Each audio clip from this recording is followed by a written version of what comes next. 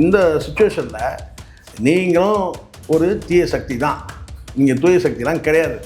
ஆனால் சீனை ஓட்டுக்கிறீங்க, தீய சக்தி தீய சக்தி தீய சக்தின்னு திமுக சொல்லிட்டு நீங்கள் தூய சக்தின்னு சொல்லி ஒரு சீனை ஓடிட்டுருக்கீங்க. அப்போ இந்த இடத்துல நாங்கள் தூய சக்தின்னு சொல்லலை, தீய சக்தின்னு சொல்லலை. நாங்கள் மக்கள் சக்தி. மக்கள் எங்களுக்கு தான் ஆதரவாக இருக்கிறாங்க, மக்கள் எங்களை விரும்பி வாக்களிக்கிறாங்க, அறிவார்ந்த மக்கள் வாக்களிக்கிறாங்க. அப்போ இந்த இடத்துல நான் ஏற்கனவே 100 முறை சொல்லியிருக்கிறேன், 200 முறை சொல்லியிருக்கிறேன். இந்த நடிகர்கள்லாம் வந்து அவங்க செய்யக்கூடிய முதல் சாதனை என்னன்னு கேட்டிங்கன்னா, தமிழ் தேசியத்தை சார்ந்த நாம் தமிழர் கட்சியை வந்து வளர்ச்சியை தடுக்கிறது தான் இவங்க நோக்கமே. ஆனாலும் ஒழிக்க முடியல, நாம் தமிழரை ஒழிக்க முடியல. சீமான் பின்னாடி இருக்கிற கூட்டம் வந்து விலகவே இல்லை. விலகினா மாதிரி ஒரு மாயை கிளப்புறாங்க. இங்கே நீங்கள் 4% நீங்கள் சொல்லலாம் சார், 4-16 ஆகும் சார் 31. அதுக்கு வந்து பார்த்தீங்கன்னா இங்கே வலிமையான வந்து ஒரு எதிர்கட்சியாக வந்து செயல்படும். கிட்டத்தட்ட நீங்கள் பார்த்தீங்கன்னா சட்டசபைக்கு உள்ள எதிர்கட்சியே எதுவுமே இல்லாத மாதிரி இருக்கும். அப்போ வலிமையாக வந்து சட்டசபையில் இல்லைனாலும் கூட வலிமையாக எதிர்க்கிற இடத்துல யார் இருக்கிறாங்க? சீமான், நாம் தமிழர் சீமான். இந்த இடத்துல வந்து இந்த சீரான அந்த எதிர்ப்பு நிலை வந்து தொடர்ச்சியாக இருக்கிற பட்சத்தில் மீண்டும் தேர்தல் சந்திக்கும் போது நம்பிக்கையான சக்தியாக வந்து நாம் தமிழர் பார்க்கப்படும் மக்களால். சிபிஐ விசாரணை நான் சொல்ல மாதிரி கண்டிப்பாக இங்கே விஜய் பொறுத்த வரைக்கும் என்னன்னு கேட்டிங்கன்னா, இது போன்ற இந்த குதிரை பேரம் போன்ற இந்த விஷயம், கரூர் விஷயம், இதெல்லாம் வழக்கு மெல்ல மெல்ல வழக்கு போட்டு வந்துட்டு ஒரு கட்டத்தில் வந்து பார்த்தா அதை நெருக்கடி கொடுத்து தங்களுடைய கூட்டணிக்கு வர வைக்கிறதுக்கு தான் பாஜக முயற்சி பண்ணுமே தவிர நீங்கள்லாம் நம்பாதீங்க. சிபிஐ வழக்கு போட்டு விஜய் நாளைக்கே ஜெயிலுக்கு அனுப்பிடுவாங்கலாம், அப்படி நம்பாதீங்க. வழக்குகள் போடுறது எதுக்காகன்னு கேட்டிங்கன்னா தங்களுடைய வளையத்துக்கு உள்ளே கொண்டு வரதுக்கு தான், தங்கள் கட்டுப்பாட்டில் அவர். ஆமாம் ஆமாம். அப்போ ஏன்னா இது ஒரு பலவீனமான அரசு. நீங்கள் என்ன சொன்னாலும் இது பலவீனமான அரசு.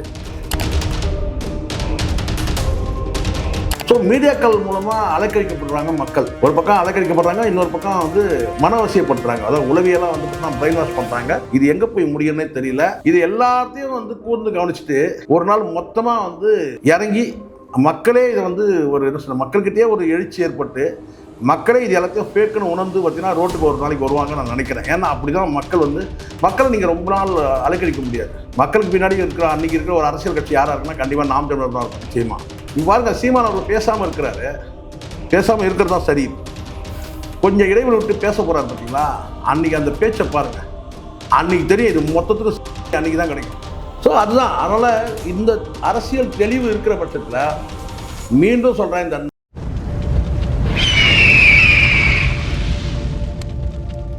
அரசியல் நேயர்களுக்கு வணக்கம். இன்று நம்மோது இணையும் சிறப்பு மூத்த பத்திரிகையாளர் சேகோரா ஜெய்சங்கர் அவர்கள். வணக்கம் சார். வணக்கம் சார். வணக்கம். எப்படி இருக்கீங்க? நல்லா இருக்கேன் சார். இந்த 2026 தேர்தலில் பார்த்தீங்கன்னா திமுக அதிமுக தாண்டி நாங்கள் தான் மாற்று அப்படின்னு சொல்லிட்டு நாம் தமிழர் ஒரு பக்கமும் தாவேகா ஒரு பக்கமும் நின்னாங்க. அதில் தாவேகா வெற்றி அடைஞ்சு இப்போது முதல்வராக விஜய் அவர்கள் வந்திருக்காரு. ஆனால் நாங்கள் தூய சக்தி, நாங்கள் மாற்று அப்படின்னு சொல்லிட்டு கிளைம் பண்ணிக்கக்கூடிய தாவேகா இப்போது குதிரை பேரத்தில் ஈடுபடுறாங்கன்னு சொல்லிட்டு எடப்பாடி அவர்கள் ஒரு குற்றச்சாட்டை வச்சு ஆளுநர் இன்று சென்னை வந்திருக்காரு. எப்படி சார் பார்க்குறீங்க? ஏன்னா அவங்கள எதிர்த்து தான் அரசியல் பண்ணார். நாங்கள் வந்து அவங்களெல்லாம் கண்டுக்கவே மாட்டோம் அப்படின்னு சொல்லிட்டு அதிமுக சொன்னார். இப்போ அதிமுகவுக்கு முக்கிய பதவி வழங்க போகிறாரு அப்படின்ற செய்தியெல்லாம் வெளியாகுது. எப்படி பார்க்குறீங்க சீமான் விசஸ் விஜய் கம்பேரிசனை? முதல்ல இந்த தாவேகா அரசு, விஜய் தலைமையிலான தாவேகா அரசு எப்போ வந்து கல்லாப்பேட்டி கூட்டணியோடு வந்து ஆதரவு கேட்டு ஆட்சி அமைச்சாங்களோ அப்போவே வந்து அந்த தூய சக்தின்ற பேர் வந்து முடிஞ்சிடுச்சு. அவ்வளோதான். நீங்கள் தீய சக்தி திமுக சொன்னீங்கன்னா அந்த கல்லாப்பேட்டி கூட்டணியோட ஆதரவோடு நீங்கள் ஆட்சி அமைச்சதுனால நீங்கள் இன்னொன்று சொல்லலாம், பி டீம்னு ஒன்று சொல்லலாம், தீய சக்தியோட பி டீம் அப்படின்னு ஒன்றா சொல்லலாம். ஆனால் இங்கே கடுமையான ஒரு அரசியல் போட்டியில் வந்து பார்த்திங்கன்னா கடந்த இரண்டு முறை வந்து சட்டசபையில் பேசும்போதும் உதயநிதியோட ஸ்பீச் வந்து ரொம்ப சரியாக இருந்தது, நியாயமாக இருந்தது. சில கருத்துக்கள் அவர் கேள்வியெல்லாம் கூட நியாயமாக இருந்தது. அதுக்கு பதில் சொல்கிறதுக்கு திராணியற்று வக்கற்று நீங்கள் என்ன செய்றீங்க, இணையத்தில் போய் வந்து ஒரு வந்து செய்தியை வந்து ட்விட்டரில் போய் செய்தியை வந்து பதிலை வந்து தெரிவிக்கிறீங்க. இந்த அளவுக்கு கடுமையான இது முடிச்சிடறேன். இது ஒரு பக்கம். இந்த சுச்சுவேஷனில் நீங்களும் ஒரு தீய சக்தி தான், நீங்கள் தூய சக்திலாம் கிடையாது. ஆனால் சீனை ஓட்டுக்கிறீங்க, தீய சக்தி தீய சக்தி தீய சக்தின்னு திமுக சொல்லிட்டு நீங்கள் தூய சக்தின்னு சொல்லி ஒரு சீனை ஓடிட்டுருக்கீங்க. அப்போ இந்த இடத்துல நாங்கள் தூய சக்தின்னு சொல்லலை, தீய சக்தின்னு சொல்லலை. நாங்கள் மக்கள் சக்தி. மக்கள் எங்களுக்கு தான் ஆதரவாக இருக்கிறாங்க, மக்கள் எங்களை விரும்பி வாக்களிக்கிறாங்க, அறிவார்ந்த மக்கள் வாக்களிக்கிறாங்க. முழுக்க முழுக்க வாக்களித்த அத்தனை மக்களும் அது வந்து தலா ஒரு தொகுதியிலும் 16,000 வாக்குகள் தாண்டி வந்து வாக்களிச்சிருக்கிறாங்க. சீமான் அவர்களுக்கு 30,000 வாக்குகள் வந்திருக்குன்னா முழுக்க அறிவார்ந்த கூட்டம் வந்து மக்கள் வந்து வாக்களிச்சிருக்காங்க.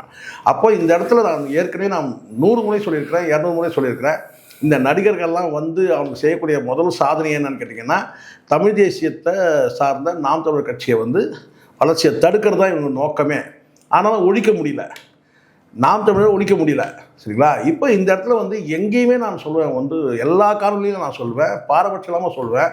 எனக்கு தனித்தனி பார்வை கிடையாது. என் ஆதரவு வந்து இந்தியாவில் வந்து பார்த்திங்கன்னா மோடிக்கு, தமிழ்நாட்டில் வந்து எனக்கு ஸ்டாலினுக்கு, இந்த பக்கம் வந்து பார்த்திங்கன்னா வந்து ஒரு அடிஷ்னலாக வந்து பார்த்திங்கன்னா நான் இந்த பக்கம் சீமான்கிட்ட, இங்கே ஒரு சீமான்கிட்ட ஒரு துண்டு, அங்கே ஒருத்தர் இங்கே ஒரு துண்டுலாம் கிடையாது.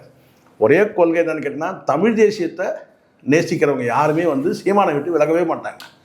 ஏன்னா இன்றைக்கி தமிழ் தேசியத்தை தூக்கி பிடிக்கிற ஒரே அரசியல் கட்சி, இன்னும் ஒரு படி மேலேயே நம்ம சொல்ல முடியும், வந்து பார்த்திங்கன்னா வந்து தேசிய தலைவரை தாங்கி பிடிக்கிற ஒரே கட்சி வந்து பார்த்திங்கன்னா நாம் தமிழர் தான். அந்த வகையில் சீமான் பின்னாடி இருக்கிற கூட்டம் வந்து விலகவே இல்லை.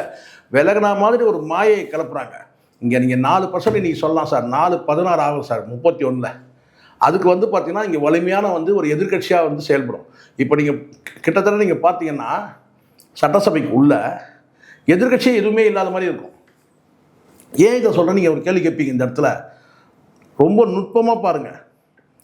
திமுகவில் கூட்டணி, திமுக கூட்டணி புரியுது, ஆதரவு தாவேகா, திருமாவளவன் நிலைப்பாடு, கம்யூனிஸ்டுகள் நிலைப்பாடு, ஐஎம்எல் நிலைப்பாடு, இப்படி ஒரு நிலையை நீங்கள் எடுத்தீங்களேன்னு சொல்லி கூட்டணியிலேருந்து நீக்காத திமுக அரசு. நல்லா கவனமாக கேளுங்க. ஒரு திமுக கூட்டணியில் இருக்கிற விசிகா, கம்யூனிஸ்ட், முஸ்லீம் இவங்கெல்லாம் வந்து என்ன சரிக்கிட்டனா தாவேகா அரசுக்கு வெளியே ஆதரவு தான், கீழே விழுந்துடாமல் தாங்கி பிடிக்கிறதுல. இப்படி ஒரு நிலைப்பாடு நீங்கள் எடுத்தீங்களே, நாங்கள் உங்களுக்கு வந்து பார்த்தீங்கன்னா கூட்டணியிலேருந்து உங்களை விளக்குறோம் அப்படின்னு சொல்லி முடிவெடுக்காத திமுக. இந்த இடத்துல வந்து பார்த்திங்கன்னா அதிமுக 2ஆக பிளவுபட்டு ஒரு பிரிவு வந்து தாவேகாவை எதிர்க்குது, ஒரு பிரிவு தாவேகாவை ஆதரிக்குது. இப்போ எங்கே எதிர்கட்சி இருக்குது? நீங்கள் சட்டசபையில் பேசுகிற வசனங்கள்லாம் இங்கே தேவையில்லை. எதிர்கட்சி இங்கே இருக்குது. ரைட், எதிர்கட்சியே இல்லை சார் இன்றைக்கி தமிழ்நாட்டில். இதுதான் சார் உண்மை. பேரளவு சொல்கிறது எதிர்கட்சி கிடையாது. நீங்கள் எதிர்கட்சியாக இருந்தீங்கன்னா ஆதரவு தரக்கூடிய கட்சிகளை வந்து பார்த்தீங்கன்னா தூக்கி வெளியே போட்டுருணும் கூட்டணியிலேருந்து. இப்போ புரியுதுங்களா எப்படி ஜிக்ஜாக் நிலைப்பாடுன்னு? கேட்டால் தேர்தல் வந்துடும், அப்போ தேர்தல் வரக்கூடாது. தேர்தல் வந்துன்னா அந்த தேர்தல் வராமல் வந்து நாம் வந்து பார்த்தீங்கன்னா வந்து ஒரு ஆட்சியை ரன் பண்ணலாம். இப்போ நான் கேட்குறேன், மத்தியில் இருக்க பாஜக நிலைப்பாடு என்ன? இந்த தாவேகா அரசை வந்து பார்த்தீங்கன்னா ஆதரிக்குதா எதிர்க்குதா? தெரியல. இப்போ சொல்லுங்கள், யாருமே எதிர்கட்சி இல்லை சார். அப்போ வலிமையாக வந்து சட்டசபையில் இல்லைன்னாலும் கூட வலிமையாக எதிர்க்கிற இடத்துல யார் இருக்கிறாங்க? சீமான், நாம் தமிழர், சீமான் இருக்கிறாங்க. அந்த நாம் தமிழர் சார்ந்த சாட்டை துறைமுருகன் விட்ட அத்தனை தம்பிகளும் கடுமையாக எதிர்க்கிறத நீங்கள் பார்த்தீங்க இல்லையா? இப்போது இந்த இடத்துல வந்து இந்த சீரான அந்த எதிர்ப்பு நிலை வந்து தொடர்ச்சியாக இருக்கிற பட்சத்தில் மீண்டும் தேர்தல் சந்திக்கும் போது நம்பிக்கையான சக்தியாக வந்து நாம் தமிழர் பார்க்கப்படும் மக்களால். ஏன்னா இங்கே பாருங்கள், இப்போ யாராவது சொல்லுங்கள், சட்டம் யாருங்க எதிர்கட்சி? தாவேகா அரசுக்கு யார் எதிர்கட்சி? யாருமே கிடையாது சார், யாரும் கிடையாது. ஆனால் எல்லாரும் சொல்லியிருக்காங்க, அதிமுக சொல்ல நாங்கள் எதிர்கட்சி, திமுக சொல்ல நாங்கள் எதிர்கட்சி. இவங்க எதிர்கட்சியா ஆளுங்கட்சியா? ஆளுங்கட்சி கிடையாது, எதிர்கட்சியும் கிடையாது. எப்படி இருக்கும்? பிசிகா, கம்யூனிஸ்டுகள்லாம் இப்போ புரியுதுங்களா? இவங்க எல்லாம் கூட்டையில் வர ஒரே மட்டைங்க. அந்த வார்த்தை இப்போ தான் கரெக்டாக பொருள்படுது. எது குட்டையில் ஊர்னா மட்டைங்க, காமராஜர் சொன்ன மாதிரி. ஆமாம். அப்போ இங்கே தனித்துவம் வாய்ந்து யார் இருக்காங்க நீங்கள் சொல்லுங்கள். அரசியல், தமிழ்நாடு அரசியல் நீங்கள் சொல்லுங்கள். உங்கள் இந்த பார்வையாளர்களே விட்டுறேன் இந்த கேள்வியை. நிச்சயமா நாம் தவிர்த்தவரை யாருமே இல்லையே. உண்மைதானே இது? ஸோ அதுதான். அதனால் இந்த அரசியல் தெளிவு இருக்கிற பட்சத்தில் மீண்டும் சொல்கிறேன், இந்த 4 தூக்கிலாம் புறந்தல் இல்லை, 4% இருக்குது. இது 4 வந்து பார்த்தீங்கன்னா 16 மாறும் 31. அங்கே வந்து தீர்மானிக்கிற சக்தி வந்து பார்த்தீங்கன்னா வந்து கிங் மேக்கராக வந்து பார்த்தீங்கன்னா அப்போ வந்து சீமான் தான் இருப்பார். நான் மிகைப்படுத்தி சொல்ல முடியும். சில பேர் பேசுகிறாங்க இல்லையா, மிகைப்படுத்தி நான் சொல்ல முடியும். அங்கே மோடிக்கு ஒரு துண்டு, ஸ்டாலினுக்கு ஒரு துண்டு, இங்கே ஒரு துண்டு, இப்படி மாற்றி எனக்கு அது கிடையாது. ஒரே நிலைப்பாட்டாக நான் நிற்கிறேன். எனக்கு மோடியே வேணாம், ஸ்டாலினை வேணாம், எடப்பாடியை வேணாம், யாரும் வேணாம். நாம் தமிழர் வேணும், சீமான் வேணும், அவ்வளோதான். இதான் நிலைப்பாடு. குறிப்பாக சார் இதெல்லாம் என்ன சார் ஆகிட போகுது? நான் என்ன கேட்குறேன், நான் கேட்குறேன், ஏதாவது ஆதாயம்னா தான் இவங்க பின்னாடிலாம் ஓடணும். விஜய் பின்னாடி ஓடணும், ஸ்டாலின் பின்னாடி ஓடணும், எடப்பாடி பின்னாடி ஓடணும். ஆதாயம் வேணும்னா தான், பணம் வேணும், பதவி வேணும். எனக்கு எதுவும் தேவையில்லை. கொடுக்குற இடத்துல வந்து இருந்தால் கூட நான் வாங்குற இடத்துல நான் இல்லை, நான் அந்த ரூட்டில் தெளிவாக இருக்கிறேன். அப்போ என்னுடைய அரசியல் பயணம் தெளிவாக இருக்குது, என் பேச்சும் தெளிவாக இருக்குது, அவ்வளோதான். குறிப்பாக சார் இப்போது ஆளுநர் சென்னை வராருன்ற ஒரு செய்தியை வந்து முன்கூட்டியே கேட்டிருந்தேன். குதிரை பேரத்தில் தவக ஈடுபட்டதுக்கான குதிரை பேரம் சார் நடக்குது. இப்போ ஒட்டக பேரம் சார். நீங்கள் என்ன சார் நீங்கள் சொல்லுங்க. அதான் திருப்பி குதிரை பேரம் கிடையாது, அதான் சார் நடக்குது ஒட்டக பேரம் சொல்லுங்கள். அமமுக எம்எல்ஏ காமராஜ் கிட்ட சைன் வாங்கின அந்த வீடியோக்களை இவங்க எப்படி வெளியிட்டாங்கன்னு தெரியல, இவங்களே அதை வெளியிட்டு மாட்டிக்கிட்டாங்க. இந்த மாதிரி விஷயங்கள் இருக்குது. இப்போ காலையிலேருந்து ஒரு நியூஸ் பார்க்க முடியுது. முதலமைச்சர் விஜய் அவர்கள் மீது வந்து சிபிஐ விசாரணை கூட பாய வாய்ப்பு இருக்குன்ற மாதிரி பேச்சுக்கள்லாம் அடிப்படுது. அதுக்கு வாய்ப்பு இருக்குன்னு நினைக்கிறீங்களா? இல்லை சார், இப்போது இதுக்கு முன்னாடி இப்படி ஒரு பேரம் நடந்தது கிடையாது, சரிங்களா? பேரம் நடந்தால் கூட அது வெளியே தெரியாது. கருணாநிதி அவர்கள் வந்து எப்படி அதை மெயின்டைன் பண்ணாருன்னு தெரியும். அதுதான் நான் சொல்கிறேன். பேரம் நடக்கிறது வந்து பேரம் நடக்கும், அது நடக்கிறது வெளியே தெரியாது. இவ்வளோ பகிரங்கமாக வந்து முகத்தை மறைச்சிட்டு போகிறது, நேரடியாக சோபாக்களை வந்து பார்த்தீங்கன்னா மாற்றுறது, இது புஷ்பா பாணி படப்பாணியில். நீங்களே சொல்லுங்கள் சார், ஏதாவது அந்த சோபாக்கு விளக்கம் தராங்கல்ல, நீங்கள் சொல்லுங்கள். நாமளாம் நினச்சிருந்தோம் முதலமைச்சர் விஜய் வந்தார்னா எப்படியும் சோபா தான் அரசியல் பண்ணுவாங்கன்னு நம்ம நினச்சோம். எது சோபா தான் அரசியல் பண்ணுவாங்கன்னு நினச்சோம். இப்போ பார்த்தீங்கன்னா சோபா அரசியல் நடந்துட்டு இருக்குது. கரெக்டாக உண்மையாது. ஆனால் சார் அந்த மாதிரி இருக்கிற இடம் தெரியாமல் இருக்கிறாங்க. திருமாவளவர்கள் சொல்லிட்டாருல்ல சார், அவர் முன்னாடியே ஆர்டர் பண்ணி வச்சாரா சார்? இதெல்லாம் வந்து நமக்கும் சோபாவுக்கும் ரொம்ப தூரம் சார். நமக்கு ஒன்லி பிளாஸ்டிக் சேர் தானே சார் வழக்கமாக. உண்மை தானே அது. நம்ம வழக்கமாக சார், நம்ம இன்னொருத்தர் வீட்டில் போனாலே நம்ம என்ன சார் செய்வோம்? பிளாஸ்டிக் சேர் தான் உட்காருவோம். நம்ம வீட்டில் சோபாவில் உட்காருவோம் சார்? நீங்கள் சொல்லுங்கள் சார். இல்லை, ரொம்ப ஒரு தரந்தாழ்த்தி பேசுகிறேன். தரந்தாழ்த்தி யார் பேசுறது? நான் எங்கே தரந்தாழ்த்தி பேசுகிறோம்? நீங்கள் என்ன பிளாஸ்டிக் சேரில் உட்கார்ந்தவங்க தானே, அதுக்கு ஒரு விளக்கம் கொடுத்தீங்களா இல்லையா? அங்கே வேறு சேர் இப்போ எதுக்கு சோபான்றது? இப்போ எப்படி? சரி ரைட் சார், ஒரு வீட்டில் ஓகே சார். அது எப்படி சார் சிவி சண்முகமும் பார்த்தீங்கன்னா அவர் வீட்டில் சோபா போகுது, அவரும் ஆர்டர் பண்ணிருக்காரு. அவர் என்ன சார் இது? ஆனால் சீமான் அவர்கள் வீட்டுக்கும் வைகோ அவர்கள் வீட்டுக்கு மொத்தம் சோஃபா போலையே சார். சார் அது சார் அவங்க பொறுத்து, தலைவர்களை பொறுத்து இருக்குது. அவங்க எதிர்பார்ப்பு இருக்காது சார். வைகோலாம் வந்து பார்த்தீங்கன்னா சோபா கொடுக்குறவர் சார். என்ன சார் நீங்கள்? புரியுது, சோபா கொடுக்குறவர் அவர். புரியுங்களா? எத்தனை ஒரு 10 சோபா வேணுமாப்பா, உட்காரத்துக்கு சேர் இல்லையாப்பா, இந்த ஆர்டர் பண்ணுறேன் அப்படின்னு சொல்லக்கூடியவர். வாங்குற இடத்துல அவர் கிடையாது. சீமானும் வாங்குற இடத்துல கிடையாது தானே உண்மை. சீமானுக்கு வந்து சேரில் வரும் இந்த அந்த கோரப்பாய் தான். இது கட்சியை பொறுத்தானே சார் இருக்குது. கோரப்பாய்னா நான் பிளாஸ்டிக் சேர் கூட கிடையாது, கோரப்பாய் தான் உட்காரணும். யதார்த்த நிலையை புரிஞ்சுங்க. பணக்கார கட்சிகள், ஏழை கட்சிகள் இருக்குது சார். நாம் தமிழர் எங்கே இருக்குது சார்? நாம் தமிழை மட்டும் ஒரு 400 கம்ப்யூட்டர் போட்டு ஒரு 400 பேரை வந்து சம்பளத்துக்கு வேலை அமைச்சிருந்தாங்கன்னா இந்நேரம் ட்ரெண்டிங்கில் வந்து சீமான் தான் சார். இணைய வலிமை வந்து முழுக்க நாம் தமிழுக்கு வந்து இயற்கையான வந்து இணைய வலிமை தான், செயற்கையே கிடையாது. வாய்ஸ் ஆஃப் காமன் மாதிரி நம்ம கூட தான் போடலாம். வாய்ஸ் ஆஃப் தமிழன்னு சொல்லி போட்டு இறக்கிடலாம். ஒரு 300 பேரை 300 கம்ப்யூட்டர் வாங்கி போட்டு 10 கம்ப்யூட்டருக்கே வந்து ஆள் இல்லை இங்கே. ஒரு 400 கம்ப்யூட்டர் 500 கம்ப்யூட்டர் இறக்கிட்டு, சிஸ்டத்தை இறக்கிட்டு ஒரு 500 பேரை சம்பளத்துக்கு இறக்கி ரன் பண்ண முடியாதா? ஸோ இதெல்லாம் வந்து காலத்துக்கு ஏற்ற மாதிரி நம்ம மாறணுன்றது தெரியுது. ஆனால் இந்த இடத்துல ஒரு விஷயம் சொல்கிறேன். நாம் தமிழர் வீழ்ச்சி, சீமானை முதுகலை குத்துனது யார் முதுகலை குத்துனாங்க? நல்லா தெரியும். இன்றைக்கி இருக்கிற ஆட்சியாளர் தான் முதுகலை குத்துறது. தாவேக்கா தான் முதுகலை குத்துறது, சீமான் முதுகலை குத்துறது.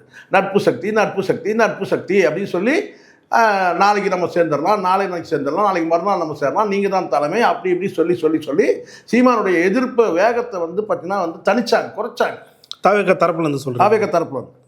இப்போ இதுவே அக்ரெசிவ் இல்லைன்றீங்களோ? ஆமாம், அப்படி சொல்ல வர்றேன் நான். இந்த அக்ரெசிவ் வந்து பார்த்தீங்கன்னா அப்பப்போ பிரேக் ஆகிருக்கு. நீங்கள் பார்த்தீங்கன்னா தெரியும், சீமானுடைய அக்ரெசிவ் வந்து பிரேக் ஆகிருக்கு. நடுநடுவில் திடீர்னு தம்பி வந்து தம்பியை நான் குறை சொல்லலை, தம்பி நான் இது பண்ணலை அப்படி சொல்லுவார். திடீர்னு தம்பி நானும் வந்து ஒன்றா சேர்ந்து அண்ணன் தம்பி தான் முடிவு பண்ணணும்னு சொல்லுவார். அப்புறம் ஒரு கட்டத்தில் வந்து பார்த்தீங்கன்னா வந்து எனக்கு வாக்களிங்க இல்லை தம்பிக்கு வாக்களிங்கன்னு சொல்லுவார். அதாவது ஒரு என்ன சொன்னால், இப்போ இப்படி சாட்டை இது வந்து பார்த்தீங்கன்னா ஒரு சீரான எதிர்ப்பாக இருந்தது. பட் சீமான் அவர்கள் வந்து பார்த்தீங்கன்னா அப்படி கொஞ்சம் அப்படியே வந்து கேட்டிங்கன்னா வந்து அப்போ இது என்னன்னு கேட்டிங்கன்னா அப்பப்போ ஒரு கால் போட்டு சொல்கிறது தான். மீடியா மூலம் ரொம்ப வந்து விஜய் ரொம்ப தாக்காதீங்க, யாரோ ஒருத்தர், அது யார் நீங்களே சீமான் வந்து விஜய் ரொம்ப தாக்குனீங்கன்னா உங்களுக்கு எதிர்ப்பாயிடும் உங்களுக்கு வந்து பார்த்தீங்கன்னா வந்து மைனஸ் ஆயிரும், விஜய் ரொம்ப தாக்காதீங்க அப்படின்னு சொல்லிட்டு. ஆனால் உள்ளபடியே வந்து பார்த்தீங்கன்னா விஜய் வந்து தாக்குனவங்களுக்கு தான் வந்து பார்த்தீங்கன்னா தக்க வச்சுட்டாங்க. அமைதியாக போனவங்க தான் அடி வாங்கினாங்க. எடப்பாடி பழனிசாமி அமைதியாக போனார், திரும்பி கூட பார்க்கவே இல்லை. திமுக 2ஆம் கட்ட 3ஆம் கட்ட தலைவர்கள் பேசுனாங்க, எடப்பாடி அமைதியாக கடந்து போனார், அவரு தான் அடி அதிகமாக இருந்துச்சு. ஆனால் இங்கே வந்து நீங்கள் இருக்கிற எம்எல்ஏக்களை நான் சொல்கிறேன், அவர் குறைஞ்சிருச்சு. சீமான் அவர்களை பொறுத்த வரைக்கும்னா அந்த தொடர்ச்சியான விஜய் எதிர்ப்பு தொடர்ச்சியாக பண்ணியிருந்தாலே வந்து பார்த்தீங்கன்னா வந்திருக்கும். இங்கே ஒரு பெரிய பிம்பம் கட்டமைக்கும் போது அதை உடைக்கிறது யார்? நாம் தமிழ் தான் உடைச்சாங்க. ஆனால் அதை தொடர்ச்சியாக செய்யலை, செய்திருக்கணும். புரிய சொல்ற நாம் அதை கடந்து போகும்போது பார்த்தீங்கன்னா அப்போ நம்ம வந்து பார்த்தீங்கன்னா அந்த இடத்துல அந்த என்ன சொல்கிறோம், அந்த களத்திலே நம்ம இல்லைன்ற மாதிரி ஆயிடுது. அந்த வார்த்தை வந்து இல்லை, களத்திலே இல்லாதவங்களை பற்றி நம்ம பேச வேண்டியதில்லை. அப்போ களத்தில் நாங்கள் இருக்கிறோன்னு காட்டி தானே இருக்கணும். நிச்சயமா அந்த இடத்துல வந்து பார்த்தீங்கன்னா கொஞ்சம் அந்த வீச்சு பழைய அந்த வீச்சு இல்லாமல் குறைஞ்சது உண்மைதான்.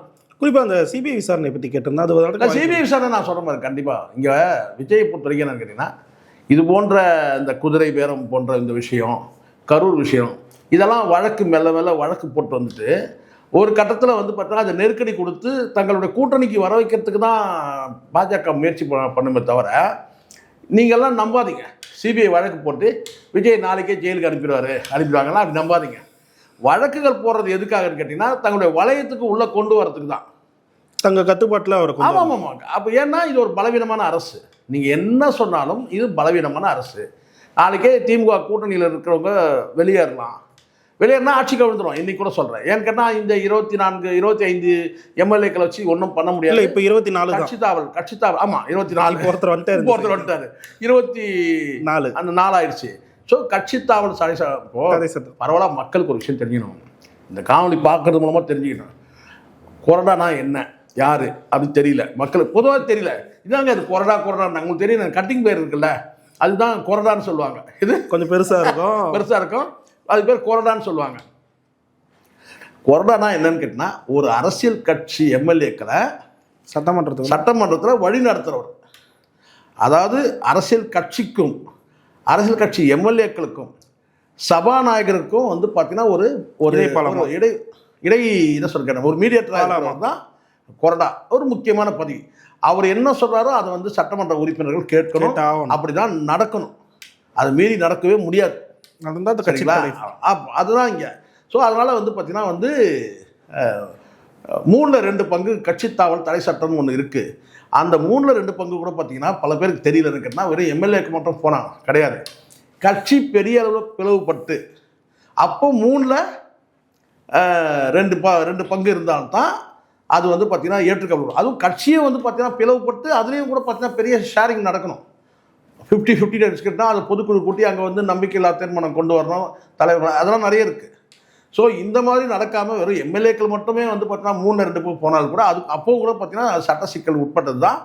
யார் கட்சி தலைவர் யாருன்றது அங்கே சிக்கல் ஏற்படுது. என்ன ஏன்னா கட்சி தலைவர் கையெழுத்துலன்னா அங்கே வந்து பார்த்தீங்கன்னா அதுவும் கூட செல்லாது. அப்போ அந்த கட்சி தலைவர் யாருன்ற சிக்கல் அங்கே உருவாகுது. அதுக்கப்புறம் பொதுக்குழு கூட்டம் இவ்வளோ இருக்குது. ஆக மொத்தம் இன்னைக்கு இந்த டிவிக்கு அரசு இயங்கிறதுக்கு காரணம் 2 கம்யூனிஸ்டுகள், முஸ்லீம், திருமாவளவன், இவ்வளோ தான். அதனால் வந்து இந்த இடத்துல யார் இந்த அரசை தூக்கி பிடிக்கிறாங்கன்னு பாருங்கள். இது எல்லாத்தையும் நாம் தமிழர் வந்து சீமானவர்களும் சரி, நாம் தமிழர் தம்பிகளும் சரி, தொண்டர்களும் அத்தனை பேரும் இதை கூர்ந்து கவனிச்சுடுறாங்க. ஒரே ஒரு ரெக்வஸ்ட் தான் சீமான் தரப்பில் ஒரு ரெக்வஸ்ட் வைக்கிறார். யார்கிட்ட? தன் தொண்டர்கள்கிட்ட வைக்கிறார். என்னன்னு கேட்டால், யாரும் களத்தை வந்து விலகி போகாதீங்க, இருங்க. நாளைக்கு இந்த நிலை வந்து பார்த்தீங்கன்னா ஒரு நடிகனை நம்பி, ஒரு கவர்ச்சி அரசை நம்பி வாக்களிச்சிருக்காங்க மக்கள். யாரும் களத்துலேருந்து போகாதீங்க அப்படின்னு சொல்லி வந்து ஒரு தலைவர் வந்து ஸ்ட்ராங்காக நிற்கிறார். புரியுத சொல்கிறது? அப்போ இது வந்து என்னென்னா, இது ஒரு பெரிய பின்னடைவு. ஐயோ நம்ம இப்படி ஆயிடுச்சு, அது ஆயிடுச்சு, இனிமேல் அவ்வளோதான் இவ்வளோதான் அப்படின்னு சொல்லிட்டு இப்போ வந்து இது வரைக்கும் நாம் தமிழர் பண்ண அரசியல் வந்து பார்த்தீங்கன்னா சதி சூழ்ச்சியை வந்து பலியாகலை. முதல் முறையாக இந்த தோல்வி, நான் சொல்கிறது 2026 தோல்வி வந்து முழுக்க நாம் தமிழர் தோல்வி காரணமே வந்து சதி சூழ்ச்சி, இந்த வஞ்சகம். இதை வந்து உணராதனால தான் இந்த தோல்வி. இல்லைன்னா இந்த கண்டிப்பாக 8% கீழே இறங்கியிருக்கு, 8.5% கீழே இறங்கியிருக்கார், தக்க வச்சிருக்கலாம். ஆனால் சூழ்ச்சி சதியில் வந்து பார்த்திங்கன்னா பலியானது தான் உண்மை. இறுதியாக ஒரே ஒரு கேள்வி சார், தமிழகம் இதுவரை காணாத எளிய முதல்வரை இப்போ பார்க்குறாங்க அப்படின்ற மாதிரி செய்தி நிறுவனங்கள்லாம் நியூஸாக அடித்து தள்ளுறாங்க. எப்படி பார்க்குறீங்க சார்? இது ஒரு பிம்பம் கட்டமைக்கப்படும் சார், செயற்கையான ஒரு பிம்பம் கட்டமைப்பு. காலைல 8 மணிக்கு வேலைக்கு வந்துட்டாரு, வந்து சாப்பாடு கட்டு வந்துட்டாரு, வேலைக்கு வர மாதிரி வராரு, சாயந்தரம் 4 மணிக்கு தான் போனாரு. இதெல்லாம் நம்ம வாழ்க்கையில் இதெல்லாம் கேட்டோம்னா நீங்கள் இதெல்லாம் காலகாலமாக நான்லாம் காலைல 6 மணிக்கு எழுந்துக்கிறேன். ஆந்திரா பாட்டிலேருந்து வந்துடுறேன். நான் காலைல 6:30 மணிக்கு 7 மணிக்கெலாம் எழுதுனதால தான் இங்கே நான் 10 மணிக்கு வர முடியும். சொல்கிறேன் நான் எதுக்கு சொல்கிறேன்னா, அப்போ நமக்கு எப்படி இருக்கும்? அப்புறம் ரூட்டை மாற்றினார். இது ரூட்டை மாற்றினார், பொதுமக்களுக்கு இடையூறு தர வேணாம்னு சொல்லிட்டு ரூட்டை மாற்றினார். அந்த ரூட்டை சொல்கிறீங்க? அப்படி அந்த ரூட்டை மாற்றினார். நான் சொல்கிறேன் அந்த ரூட்டு மட்டும் இல்லை, அரசியல் ரூட்டே மாறின்னு தான் இருக்குது. இல்லை எதுக்காக நான் இதெல்லாம் நல்லா புரிஞ்சுங்க. முழுக்க அந்த பிம்பம் கட்டமைக்கப்படுது. என்னங்க திட்டத்தில் வந்து பார்த்தீங்கன்னா 2000 சொல்லிட்டு 1000 தாங்க கொடுத்துருக்காருன்னு சொன்னா அதெல்லாம் தப்பு சொல்லாதீங்க சார். இன்னைக்கு நேற்று ஒரு அம்மா வீடியோ வெளியிட்டு இருந்து பார்த்தீங்கன்னா அது 500 அம்மா. அந்த அம்மா யாரு? அந்த அம்மா வந்து பார்த்தீங்கன்னா வந்து ரெடி பண்ண அதுவும் ரெடிமேட் அம்மா. அது 30,000 மைக்கு சொல்லி அதான் சார் ரெடிமேட் அம்மா. இது முழுக்க அந்த ரூட்ன்ற அந்த ரூட் மாபியாக்களுடைய வேலை. அது அவங்க தான் அதை செஞ்சுருக்கிறாங்க. அது வெளிப்பட்டுருச்சு, அது தெரிஞ்சிருச்சு. இந்த மாதிரி நிறைய வரும். இது இப்போ கடைசியாக என்ன சொல்ல போகிறாங்க? எதுவுமே செய்யலைனா கூட ஏங்க அவரை தொல்லை கொடுக்குறீங்க, அவரே பாவங்க காலைல 10 மணிக்கு வந்துட்டு 4 மணி வரைக்கும் மனுஷன் உட்காந்துருக்காரு செக்ரட்டரியேட்டில், என்னங்க நீங்கள் ஏங்க அவரை தொல்லை கொடுக்குறீங்க? அவரை நிம்மதியாக விடுங்க. நீங்கள் 6 மணி நேரம் ஒர்க் பண்ணுறாரு. அதுதான் சார். இது ரொம்ப இதெல்லாம் என்னத்த சொல்கிறது? இதெல்லாம் வந்து எவ்வளோ காமெடி ஆகிடுச்சு இல்லை இது சார். எனக்கு தெரிஞ்சு நான் வந்து 80கள்லேருந்து நான் சேப்பாக்கத்தில் தான் நான் வந்து என்னுடைய வேலை 82 83 இங்கெல்லாம் வந்து சரிங்களா. அப்போது அந்த காலகட்டத்தில் நான் பார்த்த வரைக்கும் கேட்டினா எம்ஜிஆர்லாம் வந்து 8-8:30 வரைக்கும் சேப்பாக்கத்தில் கோட்டையில் இருப்பாங்க. எப்படி தெரியும்னா, நாங்கள் வந்து அந்த கண்ணகி சிலைக்காக தான் போயிட்டு பீச்சுக்கு போயிட்டு அப்படியே கிராஸ் பண்ணி வந்துட்டு இருப்போம். அந்த பக்கம் தான் உலாத்திட்டு இருப்போம். அந்த காலகட்டத்தில் விளையாடிட்டு இருப்போம் பீச்சில். அப்போது அந்த எம்ஜிஆருடைய கார் வந்து கிராஸ் ஆகும். எத்தனை மணிக்கு தெரியுமா? 8 மணி 8:30 மணிக்கு கிராஸ் ஆகி எங்கே போவோம்னு நினைக்கிறீங்க? எங்கே போவோம்? இதுக்கு போவோம், போயஸ் கார்டனுக்கு போவோம். உண்மை சார். இது எல்லாருக்கும் தெரியுது சார். பத்திரிகைகள் எல்லாரும் யாரும் கேளுங்க. 8 மணி 8:30 மணிக்கு தான் அங்கே ரோடு கிராஸ் ஆகி போயஸ் கார்டன் போவோம். சில நேரத்தில் ராமவரம் தோட்டத்துக்கு போவோம். சரிங்களா. சில நேரத்தில் வந்து போயஸ் கார்டன் போவோம், பல நேரங்கள் வந்து ராமவரம் தோட்டத்துக்கு போவோம். அப்படி ஒன்றா எடுத்துங்க. எதுக்கு இது சொல்கிறேன்னா, அவ்வளோ நேரம்லாம் வந்து 8 மணிக்கெலாம் இருந்திருக்கிறாங்கன்ற நான் 8, 8:30, 9, 10 மணி கூட வந்து செக்ரட்டரியிலேருந்து கார் வந்து பார்த்தீங்கன்னா அவ்வளோ வேலை நிமித்தமாக இருப்பாங்க. ஸோ இவர் என்னென்னா ஒரே சிரிப்பாக இருக்குது. 8 மணி வரைக்கும் வந்து 8 மணி நேரம் வேலை செய்கிறாரு, 4 மணி வரைக்கும் இருக்கிறாரு. 6 மணி நேரம் சார் கணக்கு வருது. ஒரு 10 மணிக்கு வந்துட்டு 4 மணிக்கு போகிறது கணக்கா? என்ன கணக்கு? ஸோ இதெல்லாம் வந்து நான் நினைக்கிறேன், இது வந்து விஜய்க்கு தெரியுது தெரியலையான்னு தெரியல. நான் இல்லை ஊடகங்கள் இப்படி கட்டமைக்கிறதுக்கு திட்டமிட்டு கட்டமைக்குதானும் புரியல சில நேரங்களில். இதெல்லாம் சின்ன விஷயத்த கூட இப்படி ஒரு சந்தோஷமாக ஒரு மனுஷன் ஏற்றுக்கிறாருன்னு சொன்னால் அவர் எப்படிப்பட்ட ஒரு பக்குவப்பட்ட ஒரு மனிதராக இருக்கிறாருன்றது ஒரு பெரிய கேள்வியாக தான் இருக்குது. விஜயை நான் சொல்கிறேன். இப்போ எல்லாமே விஜய்க்கு தெரிஞ்சுதான் நடக்குதான்னு ஒரு சில தெரிஞ்சுதான் நடக்கும். நான் தெரிஞ்சால் நடக்கணும். ஆனால் இந்த மாதிரி ஒரு ஊடகங்களில் வந்து சமூக வலைதளத்தில் செய்தி பரவுறது ரொம்ப சில்லறத்தனமாக இருக்குது. இது வரைக்கும் யாருக்குமே இப்படி ஒரு இது வந்ததே கிடையாது. இல்லை மீடியாக்களை ஃபுல் கட்டுப்பாட்டில் நாங்கள் வச்சிருக்காங்க அப்படின்னு சொல்லிட்டு திமுக இல்லை ஊடகங்களை எல்லாத்தோட அது ஒரு சொல்லட்டுமா? இல்லை அதான் சார், திமுக வந்து ஊடகங்கள் ஃபுல் கட்டுப்பாட்டில் வச்சிருக்குன்னு சொல்லிட்டு ஒரு நரேட்டிவ் செட் பண்ணாங்க. ஆனால் அவங்களுக்கு கூட இந்த மாதிரி ஒரு இல்லை, அதுதான் ரொம்ப கேவலமாக இருக்குது. நான் எப்படி சொல்கிறேன்னா, கேவலம் தான் சொல்கிறது வார்த்தை. தயவுசெய்து எத்தனை எப்படின்னா சார், நேற்றுக்கு வந்து இவரோட சேர்ந்து மீட்டிங் சார், அதாவது அதிகாரிகளோட சேர்ந்து மீட்டிங், ஆஃபீஸர்ஸோட சேர்ந்து மீட்டிங் அவர் உட்காந்துருக்காரு. அதை வந்து பார்த்தீங்கன்னா ஒரு மெயின் ஸ்ட்ரீம் மீடியாவே வந்து பிஜிஎம்மோட போடுறான் சார். நேற்று இன்னொரு டெக் மகேந்திரா எரிஞ்சது இல்லை, அதுக்கு வந்து பிஜிஎம் போட்டு எம்எல்ஏ போய்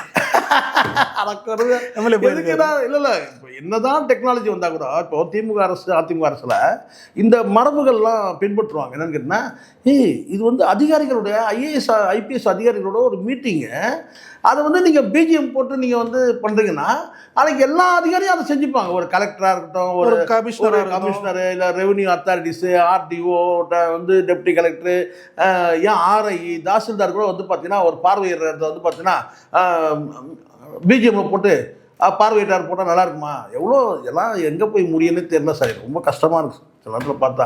ஏன்னா மரபுகள் வந்து ஒவ்வொரு ஆட்சி காலத்தையும் உடைக்கப்பட்டது. நான் இல்லைன்னு சொல்லவே இல்லை. ஒவ்வொரு காலகட்டத்தில் சினிமா, ஆனால் அண்ணா, எம்ஜிஆர், கலைஞர் காலத்தில் ஓரளவுக்கு மரபுகள் காப்பாற்றப்பட்டது. அண்ணா, எம்ஜிஆர், கலைஞர் காலத்தில். ஜெயலலிதா காலத்தில் சில மரபுகள் உடைக்கப்பட்டது, சரிங்களா? அவங்க காலத்தில் சில மரபுகள். இப்போ இது என்னன்னு கேட்டால் மொத்தமாக டெஸ்ட்ராய் ஆகிடும் போல இருக்குது. மரபே கிடையாது, எதுவுமே இது எல்லாமே வந்து இப்போ கிட்டத்தட்ட ஒரு சினிமா ஓடிட்டு இருக்க மாதிரி இருக்குது சார், ஒரு ஃபீலிங்கு. எனக்கு திடீர்னு எனக்கு தோணுது, இது எல்லாமே வந்து என்னையா இது எல்லாமே சினிமாவாக இருக்கிற மாதிரி இருக்குது டோட்டலாகவே. மீடியா தொடரவே ஒரு அரசாங்கம் கவர்மெண்ட் நடத்தவே தெரியல, எல்லாத்துக்கும் பிஜேபி போட்டால் எப்படி சார்? ஓரளவுக்கு இதுதான் இப்போ ரியல் எதுன்னு தெரியல. இது யார்? தமிழ்நாடு செய்தி, அதாவது செய்தித்துறை டிபார்ட்மெண்ட் இருக்கு இல்லையா, டிஏபிஆர். ஆமாம், அவங்க வந்து பார்த்தீங்கன்னா ஆத்தன்டிகேஷனாக ஒரு செய்தியை வந்து வெளியிடுவாங்க. அதுதான் கரெக்டாக நம்ம நம்புகிறோம். இப்போ நம்ம இந்த அரசு வந்து வெளியிடக்கூடிய செய்திகள் எது நம்புறதே தெரியல. 1 மணி நேரத்துக்கு முன்னாடி உதவித்தொகை வந்து மகளிர் உதவித்தொகை இல்லைன்னு ஒரு செய்தி வருது, அடுத்த 1 மணி நேரத்தில் அறிவிக்கிறாருன்னு வருது, 2000 ரூபா கொடுக்க போகிறாரு வருது, மறுநாள் காலையில் 1000 ரூபா போட்டாருன்னு வருது. என்னதான் இது? ஸோ மீடியாக்கள் மூலமாக அலைக்கழிக்கப்படுறாங்க மக்கள். ஒரு பக்கம் அலைக்கழிக்கப்படுறாங்க, இன்னொரு பக்கம் வந்து மனவசியப்படுத்துகிறாங்க. அதாவது உளவியலாக வந்து பார்த்தீங்கன்னா பிரெயின் வாஷ் பண்ணுறாங்க. இது எங்கே போய் முடியும்னே தெரியல. இது எல்லாத்தையும் வந்து கூர்ந்து கவனிச்சுட்டு ஒரு நாள் மொத்தமாக வந்து இறங்கி மக்களே இதை வந்து ஒரு என்ன சொல்ல, மக்கள்கிட்டயே ஒரு எழுச்சி ஏற்பட்டு மக்களே இது எல்லாத்தையும் ஃபேக்குன்னு உணர்ந்து பார்த்தீங்கன்னா ரோட்டுக்கு ஒரு நாளைக்கு வருவாங்கன்னு நான் நினைக்கிறேன். ஏன்னா அப்படி தான் மக்களை நீங்கள் ரொம்ப நாள் அலைக்கழிக்க முடியாது.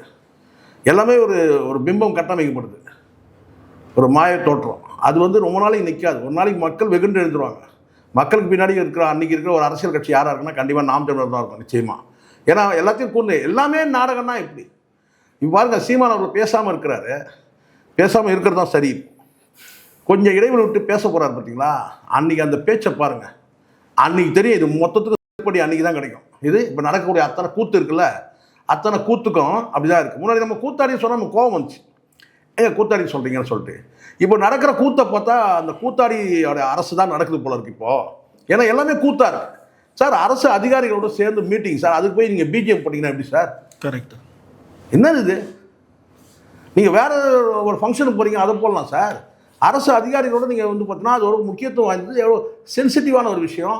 அதுக்கு போய் பிஜிஎம் போட்டு நீங்கள் மெயின் ஸ்ட்ரீம் மீடியா போடுறீங்கன்னா அப்போ உங்களுக்கு என்ன ஊடக கடமை, ஊடக ஒழுக்கம் இருக்குது சொல்லுங்கள்? ஓகே சார், பல்வேறு கேள்விக்கு தெளிவாக இருந்துச்சு. நேரத்துக்கு நன்றி. நன்றி சார்.